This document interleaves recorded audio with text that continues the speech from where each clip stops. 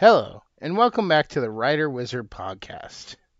So, I'm going to try something new, and I'm going to try to have three different sections of things I'm going to talk about in this episode.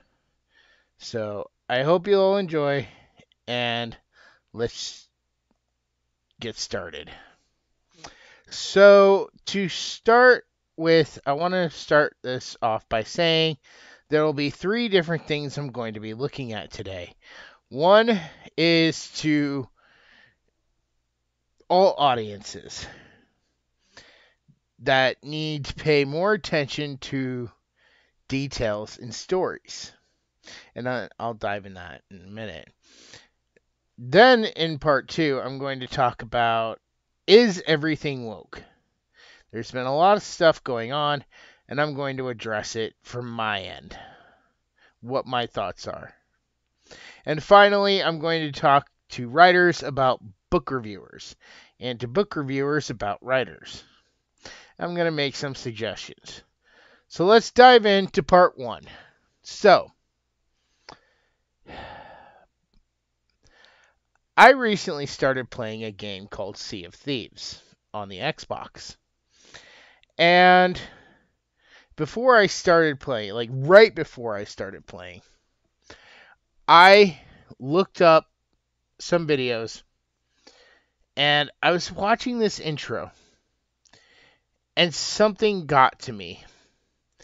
During the intro of the game, there is this ghost captain. And at one point, he puts his hand behind his back and he pulls out a shovel for your character to take. Now, you're probably wondering, okay, what does that have to do with anything? Well, the person who was making the video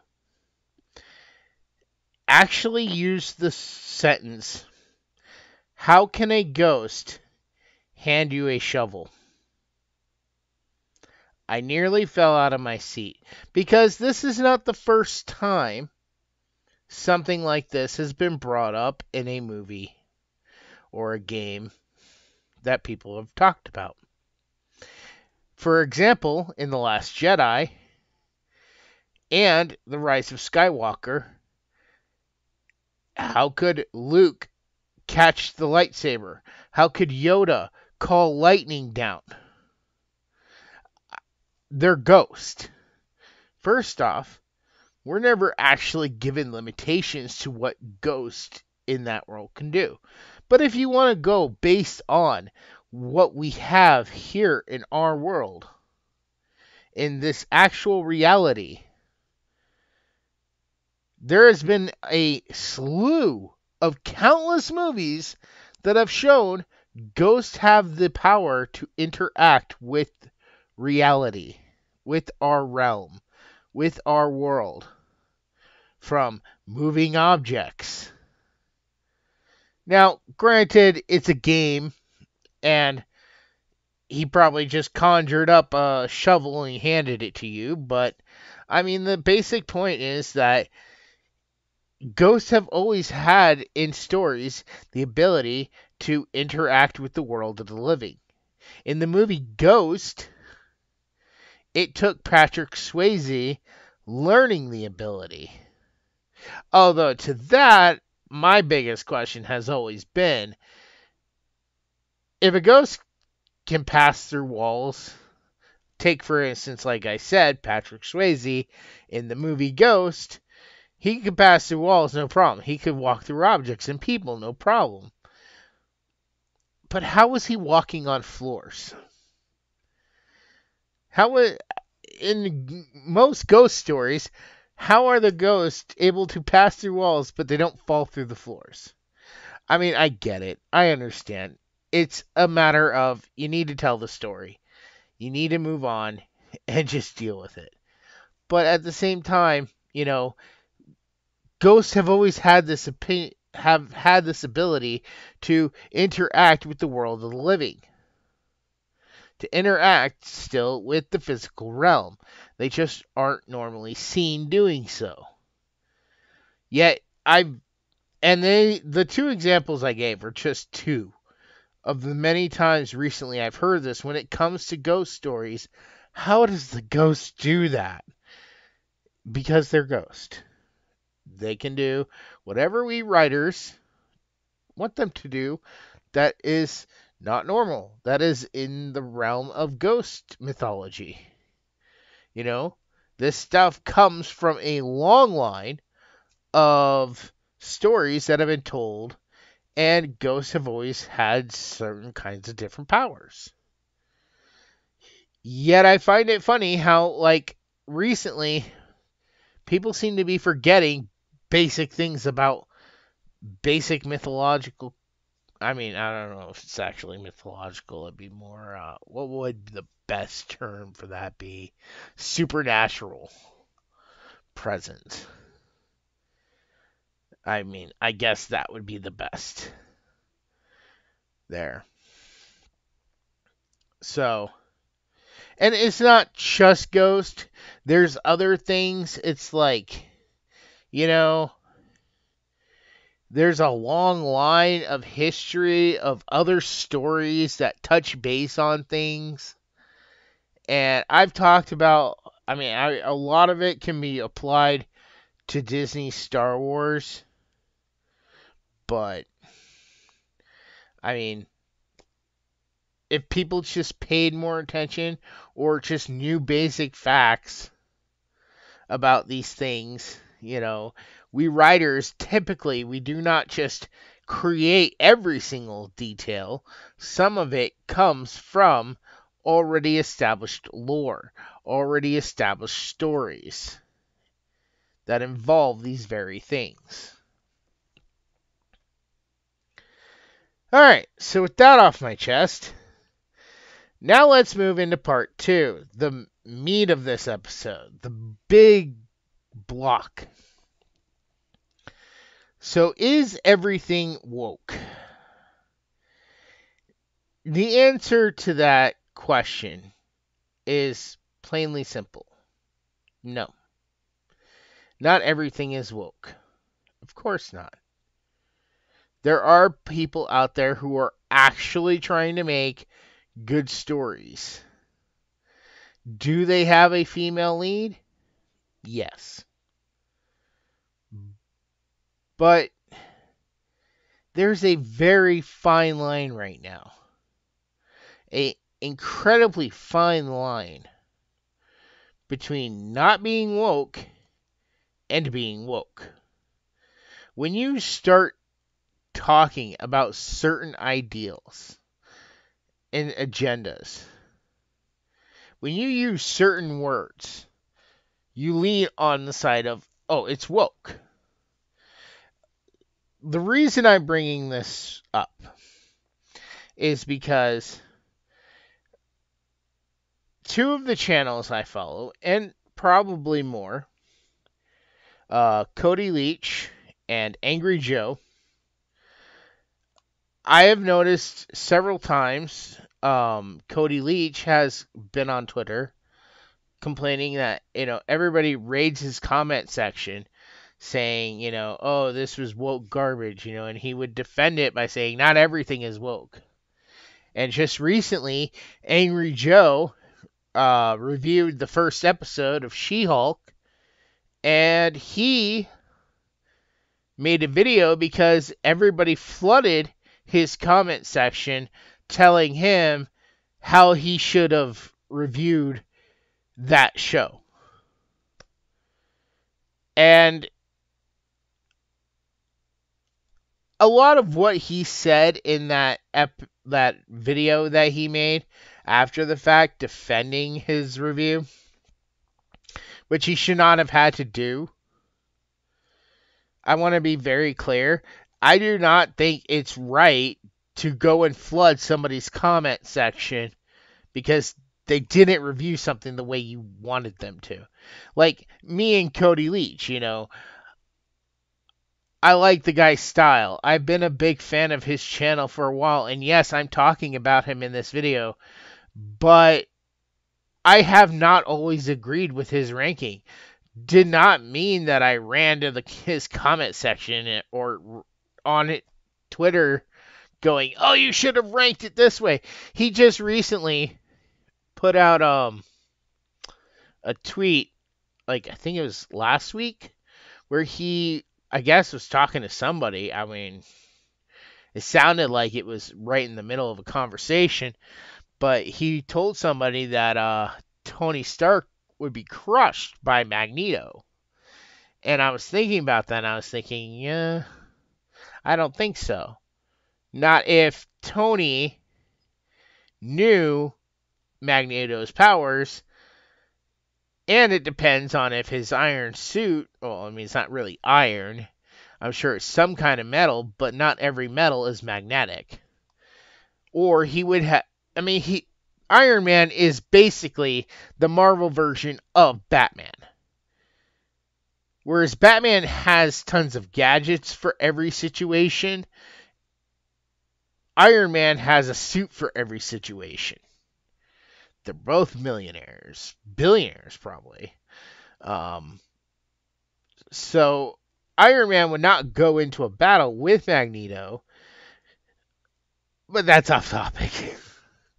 But just to finish my thought, he would not go into a battle if he knows Magneto's powers, not taking precautions to protect himself against Magneto's powers. If he doesn't already have, because I mean, Magneto is probably not the only superhuman that can probably control metal, you know. So, but no, I don't agree with him all the time, as you can clearly see. And Angry Joe, same thing. I don't agree with him all the time. But that is no reason that people should be flooding their comments saying, oh, you know, when you watch somebody's review, you're watching to get their opinion. You're watching to see, hey, wait a minute, maybe they saw something I didn't see. Maybe, and that's what really infuriates me more than anything, especially when I watched a ton of people review The Last Jedi, Rise of Skywalker. Do I think Last Jedi is the best movie ever? Oh, hell no. It is nowhere near the best Star Wars movie. I have a ranking. I believe it's down near the bottom. It was kind of bad, but I have grown an appreciation for it. The more I've watched it, the more I've studied it, and the more I pray Disney does not screw up. They can fix it. They can still fix Star Wars. I'm hopeful that they will fix Star Wars. Like, really bad. But it was not that bad. Everything everybody complains about has something that can be defended. And that is why you watch people review a movie. Because maybe they found something that you didn't think of. Maybe there is some point that they can get across that the movie was trying to, but you just didn't get it. And maybe if your ranking is so different, if your review of the movie is so different, maybe you could point out nicely to them in their comment section something you saw. And that might change their opinion. It might make it better or worse. Now, granted, for some people that might actually make it worse because it's like, well, the movie did not portray that well enough. It did not portray the message it was trying to get across. Like the whole thing I've brought up in the past with Last Jedi. That is why it's such a bad movie of all the movies, because while it is good on paper, they did not portray it to the audience. That's why it's taken a lot of time and rewatches of that movie. You know, like people complained about how Kylo Ren told Rey her parents were nobodies. But that was, and then in the next one, we know exactly who her parents were. She was related to Palpatine. but that's because Kylo Ren was flat out lying. He wasn't, well, okay, he wasn't lying. He was feeding off her thoughts. They were psychically connected. They were basically in each other's minds all the time. And her biggest fear was that her parents were nobodies and didn't love her and they were never coming back. And Kylo Ren, at the end of Last Jedi, fed on that fear to get her on his side. Now, the movie does not portray that very clearly because he states it the way he tells her it. He say it's a fact. And you already know this. You know this fact. So join me. So everybody can have a difference of opinion. But going back to the main topic here, is everything woke? Well, why do we have to have so many female-led movies? Now, granted, I will defend Cody Leach here. Horror has always primarily been a female-centric genre. I mean, for the longest time, females have dominated horror. Sidney Prescott is the final girl of final girls. I mean, they had to freaking reboot twice the Halloween franchise just to keep Jamie Lee Curtis's character around. And they had to completely screw up a really good story that they had going. Hashtag Michael is her brother. I'm still pretty upset about that. I watched what was that? The 2018 Halloween, and I was still pretty upset that they removed the fact that they're siblings, and it just made no sense. That Michael Myers was not the same one from the original Halloween. Not just talking about the person in the suit. I'm talking about the way he acted was nothing like in the original. In the original, he was stalking her specifically, almost from the word go. He wasn't just killing anyone who crossed his path. And yet, in that movie, he went house to house and was killing people. That was not what Michael Myers did. That's why I like that whole, 6 is not a great movie, but I really like the fact that it gave a good explanation. And it separated Michael from Jason.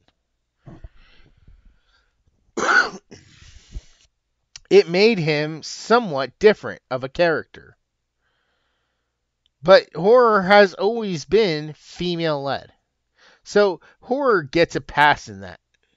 As long as you leave out gays, trans, you can have it once in a while. That's fine. But you do not need a gay person in every single freaking movie or show. You do not need a trans person in every single movie or show. In fact, the more you keep putting these things in every movie and show, the more people are going to hate it. And that's the truth here. Well, no, not every movie or show is woke. The audiences are sick to death of it. We're sick of seeing it in everything. So anything that comes out that does not have that, take for example, Sonic the Hedgehog. Didn't have it.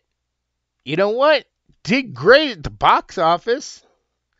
Spider-Man, same thing. Did phenomenal at the box office. I'm surprised that movie didn't make #1 of all time. But that's besides the point. I mean, we're just sick to death of it. Like I said, when I talked about Stranger Things, at the end of season 3, I was rooting. I wanted Steve and Robin to hook up. They were a perfect couple for each other. But then, nope. Was that woke? Probably not. But it did not need to be in there. It only led to one other thing. And that is a moment now where in season 4, Robin has to keep telling Nancy that she's not into Steve. Basically, she might as well have come right out and said because she's a lesbian. And, Steve and Nancy, who knows? Maybe they're going to hook up again. At this point, I really don't care anymore. I was so on board with her hooking up with Jonathan. I was fine with Steve becoming a good person, but I wanted him to hook up with Robin. And since they did that, I honestly don't freaking care anymore what they do with him.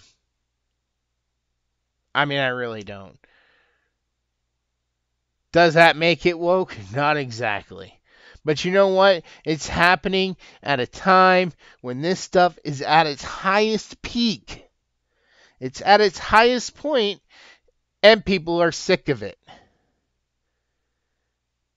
And there's been a lot of backlash when it comes to She-Hulk, Rings of Power, anything that tries to push people of color or female-led or gays. I watch YouTube a lot. And they're not just pushing these things in movies and TV shows anymore. They're pushing it in commercials. In commercials, in your ads. And if it's on ads on YouTube, I guarantee it's probably on TV as well.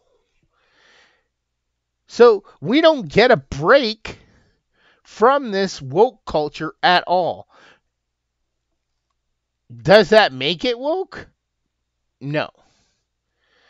But woke culture is pushing the female agenda.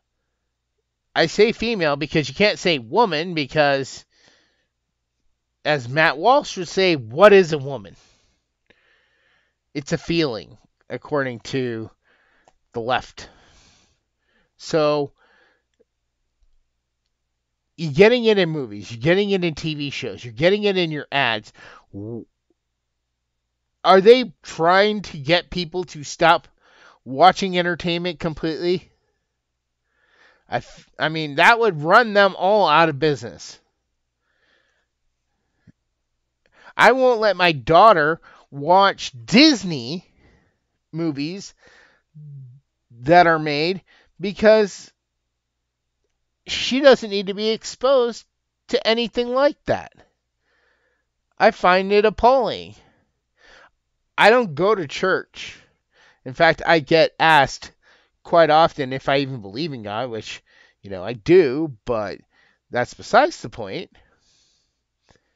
I just don't go to church. I don't believe in going to church, but I do believe in God. And I believe that people have the right to believe whatever they want. I'm not going to force people to believe what I believe. If we're talking about it and I can make a few good points and you see my point of view and you start believing the things I say, great, wonderful, but I'm not going to push it on you. With my books that I write, The Guardian of Light, my horror books, anything I write, I don't write it to send a message. I write it to entertain you. I'm not trying to deliver some agenda. You know, I just want to tell a story. I just want to entertain. There was a time where movies did just that. Entertained. Where TV shows just entertained. But now you have to have all this stuff.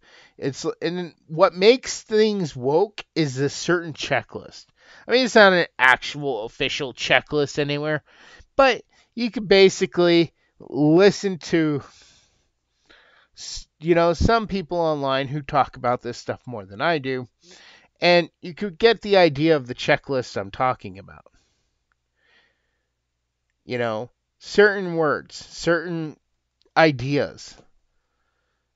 The first is, does it have a person of color? Is there a LGBTQ person in the movie? Soon, I'm sure they'll try to make it where there has to be a trans person. And it's just at the point where people are sick of it. So no, not everything has to be woke, but a lot of things are. And if they aren't trying to be, then they are by accident. And, I mean, here's a good example. I mean, 2016's Ghostbusters. I know I've talked about that before on this channel, but that's a big example. Look at the way that was received compared to Ghostbusters Afterlife. Ghostbusters Afterlife was faithful to the original movie. It respected the original movie. The 2016 was like a Saturday Night Live spoof of the original, set in modern day, starring all women. They made Chris Hemsworth dumb. And that's the other thing, too.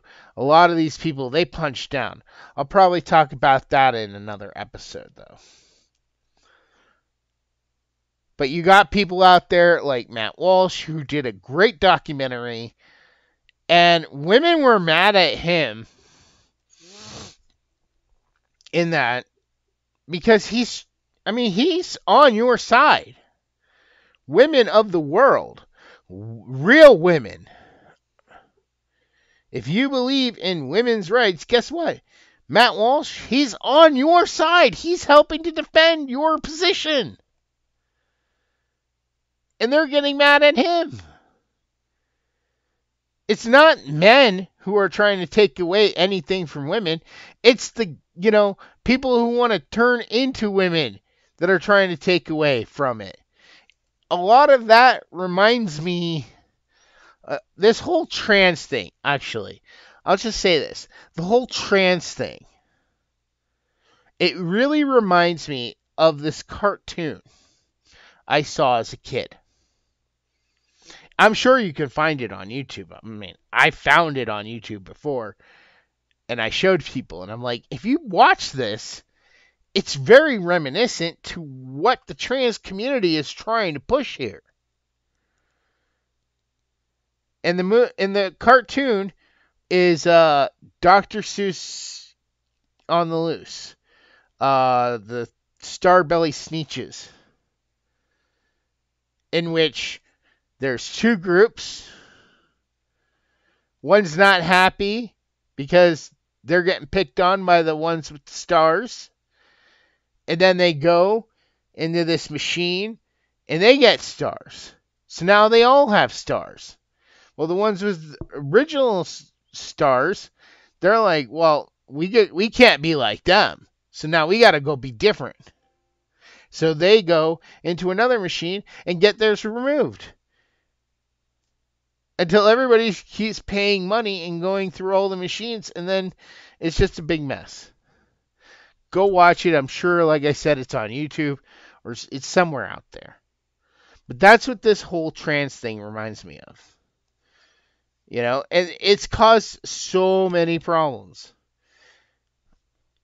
I think maybe in the future, depending how this episode does, I might dive deeper into this whole conspiracy I have. But no, I mean, the Daily Wire, Matt Walsh, Ben Shapiro, they actually do a lot of talking about these things. Louder with Crowder, I heard was banned from places. I don't know, he got a suspension or something recently for YouTube. And he and his company, they look up the facts. But people don't like the facts of history. They don't like the current statistics. And that's what drives me nuts. It's like, I mean, that the only way that we can do anything about this is not by attacking the reviewers. People have the right to have their own opinions. If they're right, they're right. If they're wrong, they'll see it in time, maybe. Just because Angry Joe liked one episode or gave it a, I mean, he didn't even give it a perfect score. I think it was like a 7 out of 10. I don't even remember what he scored the second one, which just came out like a day ago. But, I mean, they have the right to review the things they want to review. And if they don't agree with you, just maybe explain.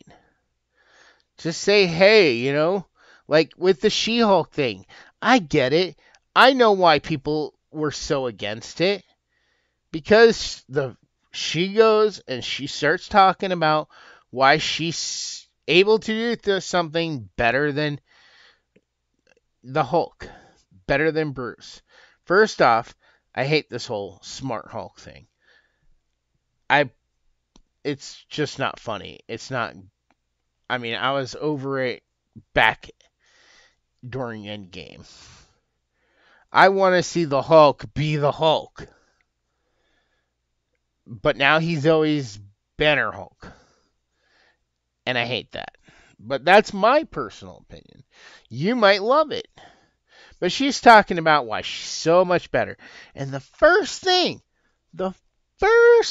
she says is because she gets catcalled. First off, I've lived in a major city. People don't catcall that much.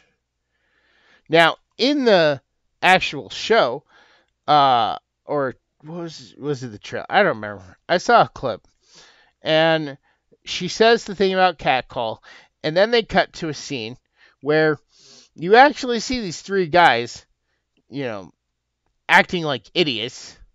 First off, the way they're trying to talk to her, and she's walking away, telling them very nicely that she's not interested, she's got to go, and they start following her. Okay, so now here's the problem. You've gone from supposedly getting catcalled, which is essentially a woman getting told that she's beautiful, pretty, getting complimented. That's generally what catcalled is. And I'm sorry, but ladies, you do it just as much to men who are probably you would consider good looking as men do it to you. I've seen that. I would honestly say I've seen more women do it to men than I've seen men do it to women in my life. And I'm almost 40, so I've been around for a while. I grew up through the 80s all the way to today, and I've seen more women do it than I've seen guys. But that's besides the point. So these three guys are essentially going to rape her. That's the idea of them trying to follow her in the dark to her car. And then she turns into the She-Hulk, and I think she punches one of them.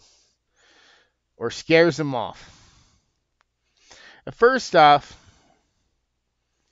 Does that kind of stuff happen? Yeah, probably. Not in a somewhat lit parking lot of a public place. I mean, yeah, it probably does happen, but not that much.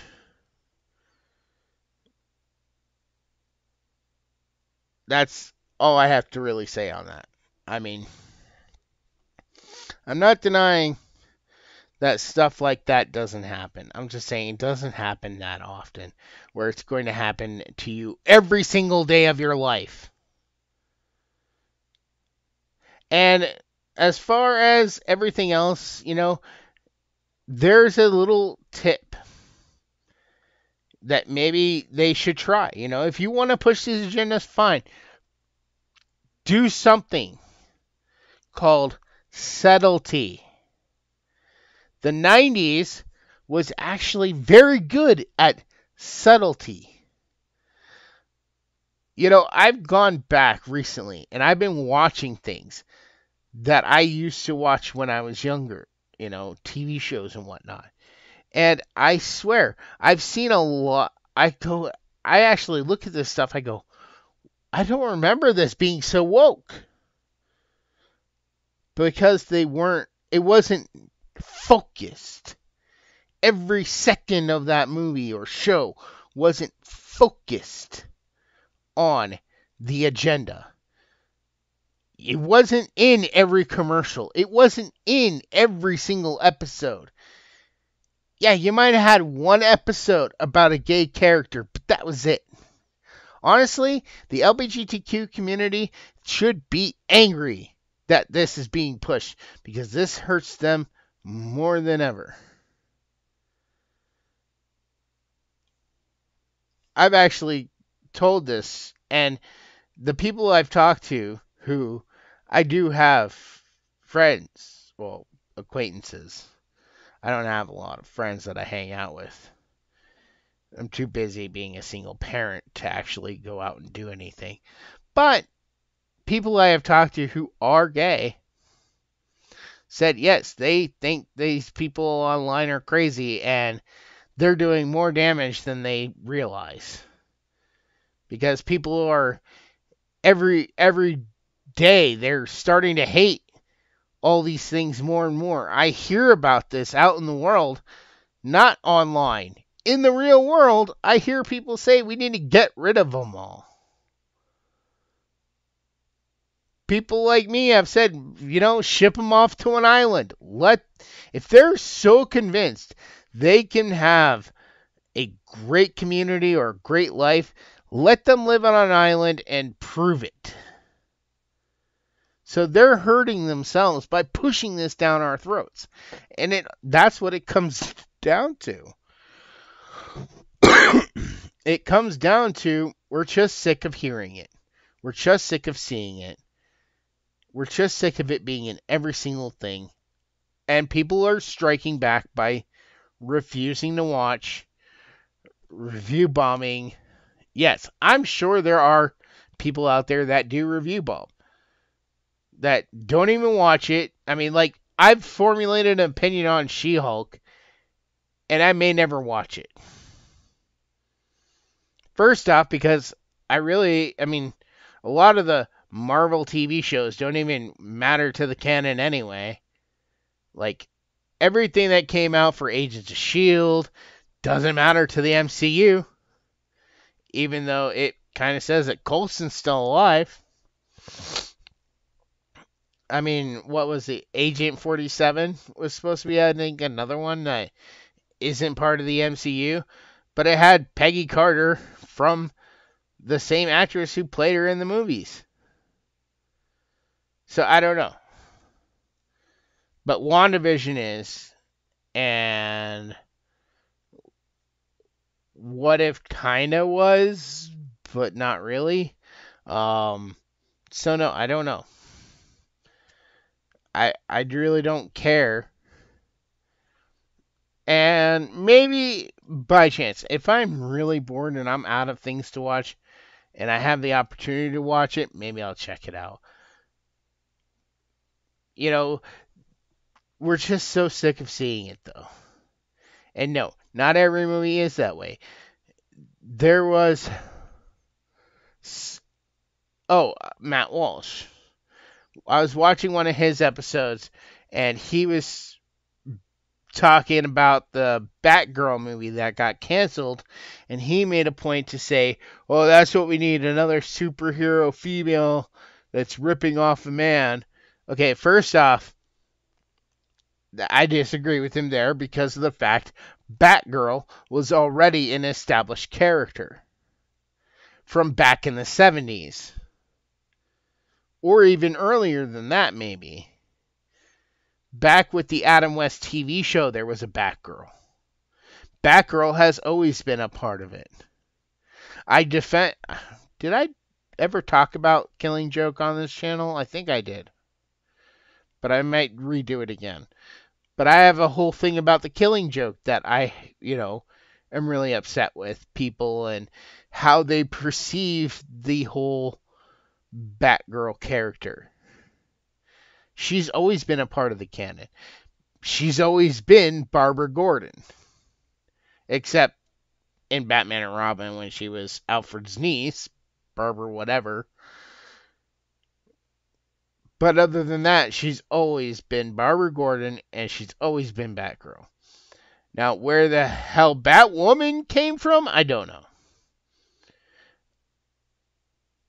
I really have no idea where that came from. Supposedly, it's been a thing, but I never heard of it. Dude, I'm not the biggest comic book buff, but I probably know a little bit more than some people, like the casual fans. So, I mean, I'm always talking about, some of it I just do my research. Some of it I piece together from things I've watched, TV shows, movies, and I've watched a bunch of them. Haven't watched every single one, but I've watched a bunch. I grew up on the Batman animated series. There was always a Batgirl. Never saw a Batwoman. So I don't know how new she is, but she must be pretty new because I don't remember her. So going back to this, just use subtlety. Stop pushing it all the time. And maybe people will calm down and give things a chance. But I'm going to tell everybody this. Give horror somewhat of a pass. Because horror has always been female-led. And that's fine. That is the one place where women shine the best. Is horror. Where they are taking out, fighting back. I mean, how empowering is that for a message? Think about it. Scream. A woman who took on two men who were trying to kill her. I mean, that's pretty powerful, and that came out in the 90s. I mean, how many women have killed their horror movie killers? Or escaped a horror movie killer? Where usually the men are the first ones that get killed. No one complained about that. Somebody I just watched recently, I think it was The Quartering, said that, nobody had a problem with Dorothy in The Wizard of Oz. I mean, granted, her character was based off a book, and she was technically a child, but still, I mean, back in that time period, it was a female-led role. Nobody batted an eye. Nobody cared. Because they weren't shoving an agenda down our throats for the past 15 years. And that's what this is. For the past 15 years, they have been shoving this agenda aggressively more and more each year.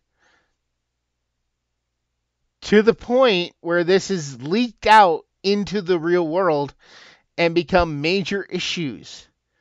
The Quartering, Daily Wire, and so many others. Clownfish TV. I don't think they really talk about real world stuff as much. They mostly stick to entertainment.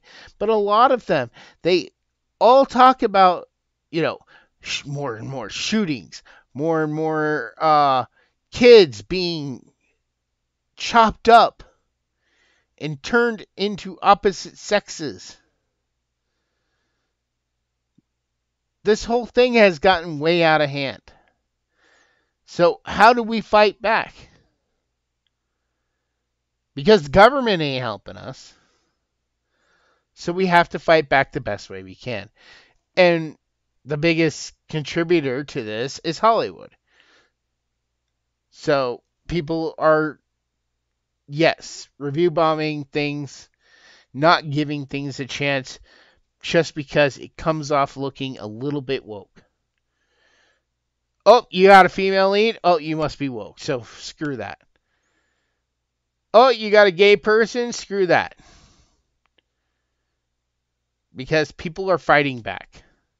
They're fighting back with what we've been told is our biggest weapon, our wallets. And that's what we're doing. That's what people are doing. They're not into this anymore. We're done. And if you think that the mass majority is woke, then you're going to realize that no, it's not. And that's why they're getting the actors and directors to get out there and call people names and get mad. Because, oh, you didn't go watch our movie, that must make you this. And you know what? People are tired of it. You've been calling us that for so long. Bigots, racists, transphobes. We don't care anymore. People do not care. They're like, okay, fine, whatever. Yep, I have a coworker who uses the word racist all the time. And it's like, it doesn't even phase, like, nobody's even phased by it because he does it all the time. And he thinks it's the biggest joke going. But it's not. It's pointless. It doesn't have a meaning anymore. He's removed that, and it's just garbage. Him saying that nobody cares because we know we're not. So they can keep saying whatever they want. They can keep trying to do whatever they want. But people are going to keep speaking out. People are going to keep being against these things. And it's not going to help them at all. So that's my answer. No, things are not woke. But people are fighting back against woke culture by getting rid of everything that's woke. So if you want something to succeed, then you got to fight back with your wallets. At least that's what they tell us.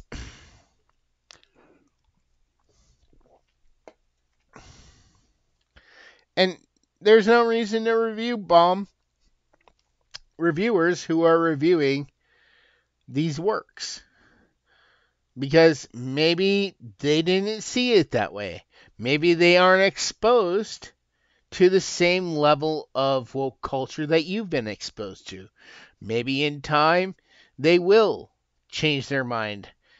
And they'll be like, yeah, wow, God, this is, like if Angry Joe keeps watching She-Hulk and things don't change and the character doesn't progress and change, then maybe in time he'll be like, no, yes, okay, I fold. This show is completely woke. It's been woke the whole time, and they don't have any intention on making her a good, likable character.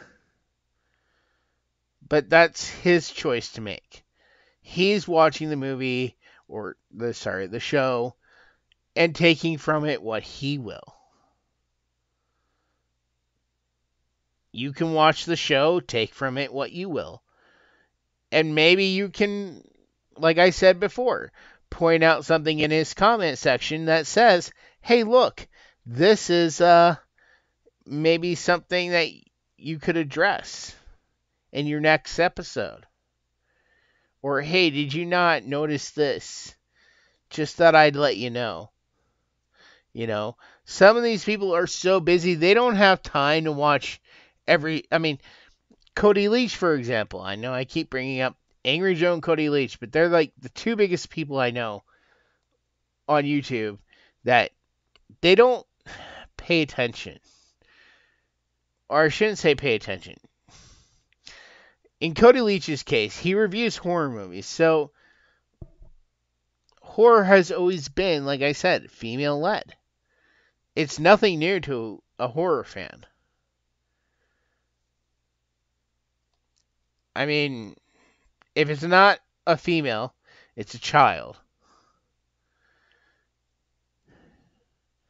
But anyways, let's just go ahead and move on to the third part, because I feel like I'm repeating myself here now. So, I want to talk to writers about book reviewers. And then I'm going to make some suggestions. So, recently, I was like, well, you know what? I haven't done this in a while. What I would do is I would go on YouTube and look for book reviewers. Now, sometimes I try to find some with big numbers of subscribers and some with little numbers of subscribers. And if they have their email address available, I will send them an email requesting nicely that they please consider, if they have the time open to them, to review my book series, at least the first 3. And which I would send them a PDF for free or an audiobook code if they prefer audiobooks, or both. And I got a message back from one. It's kind of the first time, it's the first time I got one back that seemed very promising. The only other times I've gotten one back, they said I could send it, but they don't know when or if they'll get around to it. And those were so long ago, it was actually probably better that nothing ever came of it. Because I've had to make a lot of corrections since then. And so the books are better now. And I'm happier with them.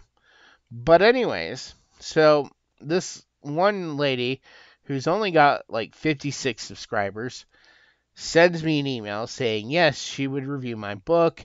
Please go to her website and fill out a form. Now, I get it. I really do. On some level, you want to come off professional as a book reviewer, or book reviewers, they'll want to come off professional. But at the same time, this woman, her form was kind of a joke. And I say this because the form, even though it's like scrolling, you can feel like how long it was like 3 pages long, full of information that either A, didn't make sense, B, sounded like a scam, or C, was very repetitive. And I'm talking about all 3 of those. I'm not saying or as in, it was one of those. It was all 3 of those at different points. And ultimately, so what I took away from it when I read it through, as with the limited amount of time I have to read because, I am very busy, but what I took away from it was if I send her the form completed back, she'll send me a message saying whether or not she'll review the book, and then I can send her a PDF or an audiobook code, and she will put it in a blog, a short review for free for a first-time author. She has a YouTube channel which only had a small amount of books reviewed on it, and I'm looking at it and I'm like, you know, that doesn't make sense. Why not just put it on your YouTube channel? Well, that's because in order for her to make a video reviewing your book, she charges a donation. Now, notice how I said that. Charges a donation. So you have to donate to her. You have to donate if you want her to make a YouTube video reviewing your book. So, my suggestions to writers is simply this. If there is a form of any kind, it's probably a scam. Or somebody is trying to make it way more complicated than it needs to be to review your book. I review books. I review audiobooks only. And my limitations are very simple.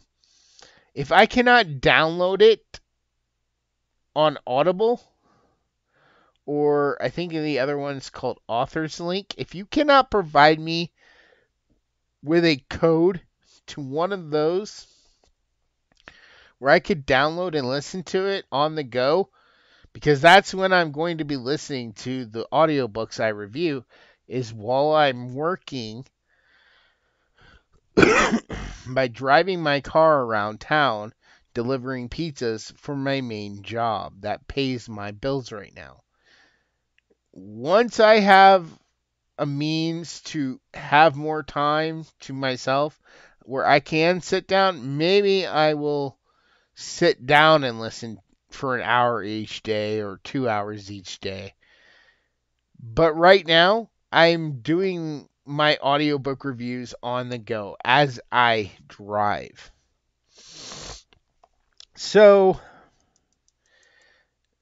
if it's a form, probably a scam, do it at your own risk. But my biggest suggestion here is if there's any money involved, if they're asking for money in any way, shape, or form, I would suggest not even doing it, because then you're paying for a review. And if you get a bad review, then you wasted your money getting a bad review. If you get a good review, you don't know if it's really that good. Was your work really good? Do you feel better because you paid for a review? Or would you rather give your book to a reviewer, give it to them, not be charged, and if it's a bad review, you know, okay, maybe I should work on it. Or if it's a good review, you're like, wow, they really liked it. I would go with the free version just because then I know the person's honest. They're not trying to make a buck. I did back, I'll admit, I tried a couple when I first published The Guardian of Light.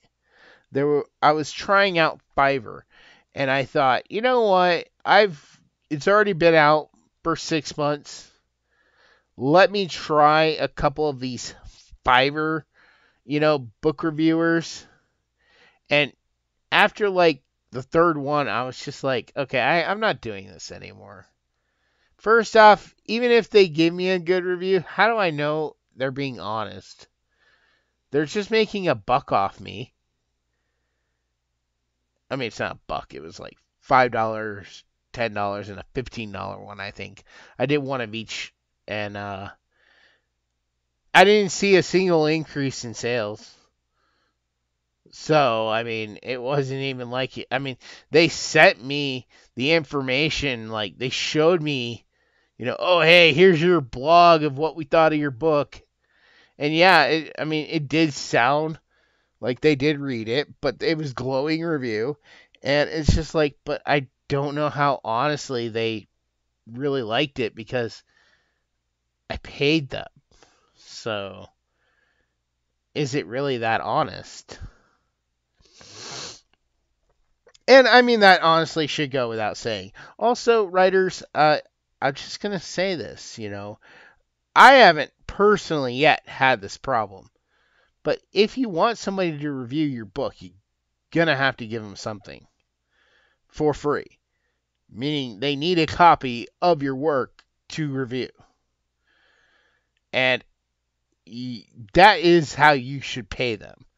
By giving them something of your work to review. I mean, that should go without saying, but I have heard other reviewers and writers having come across this issue. So for anybody out there who is like, well, I don't know if I should give them my book for free, just give it to them. Give it to them in a PDF. Give them a promo code. All they can do is either listen or read it or not. If they do, great. Then they have content for their channel. And let me tell you, as someone who's dwindling, getting down on content as far as audiobook reviews go, I mean, it's pretty simple. Just give them the book. And if they ask for money, if they ask for a donation, just don't do it. That's my suggestion. If they ask for money, don't do it. And that was the other thing, too, in her form. There was a big old section about how she would have to be reimbursed if she had to buy the book. And it's like, well, no, I would send it to you. I don't even know why it's in the form. So, but anyways, so that is my piece of advice when it comes to book reviews. And book reviewers, please remember, we're busy writers. We got lives too. If you want to have like a rules thing, fine. Like one book every 6 months, okay. Have a list of rules, and that's what? Half a page. Name of the author, social link. Here's what I ask for when I ask people if they want me to review their books on Facebook, wherever. I ask that you, A, subscribe to my channel. Because the more people we have subscribed to the channel, the more people will see your book review. I ask for them to email me social links. Facebook, Twitter, anywhere you are on social media that people can follow you, so I can put it in the description box. Make sure I have that. Generally, I like to have a cover photo, but I kind of stopped asking because nobody wanted to give me a cover photo.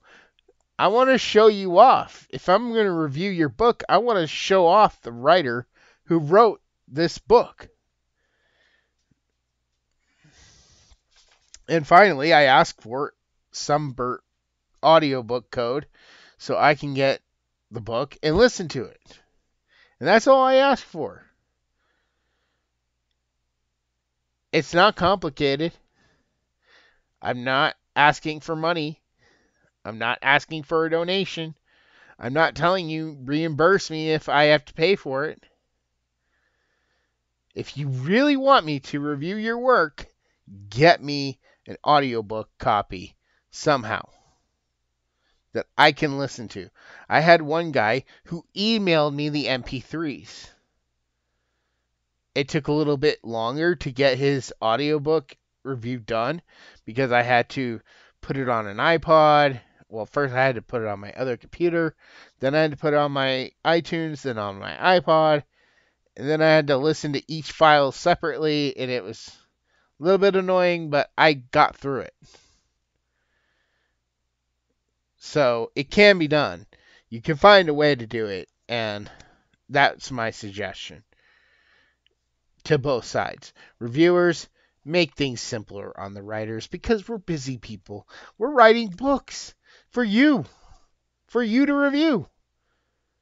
And writers, be wary of scams, be wary of overcomplicated forms. Don't just fill them out because it looks like your name goes there, because I know you're busy. I know you got a lot of things going on. But just be careful, because then they may come back to you with a bill and say, no, I reviewed your book and I bought it. It was $49.99 on Audible. So that's my suggestion. So that has been today's episode. I hope you all enjoyed it. If you have not, please consider checking out my book series, The Guardian of Light. It is available on Amazon and Audible and several other places. I do have new book covers coming sometime in September. I'm hoping within the first week of September. So I hope you all enjoyed this.